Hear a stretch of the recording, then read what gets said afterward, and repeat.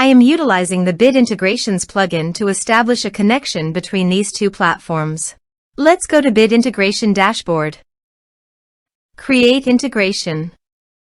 Search and select Everest Forms. Select a form. Next, search and select Benchmark. Give your API secret key. So please visit Benchmark API token. Copy the API key and paste it here. Authorize it. Authorization is successfully done. Now click on Next. Select a list. Map the respective fields.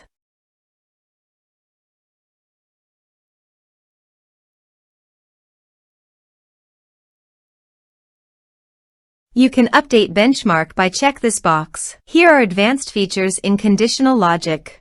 If you want, you can use it for your own requirement. Click on Next. Finish and save it. Go to the Everest Forms and fill in the form.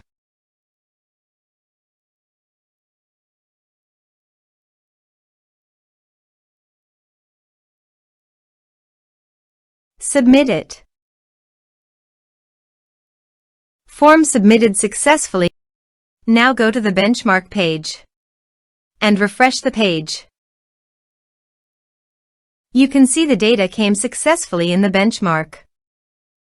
Thanks for watching.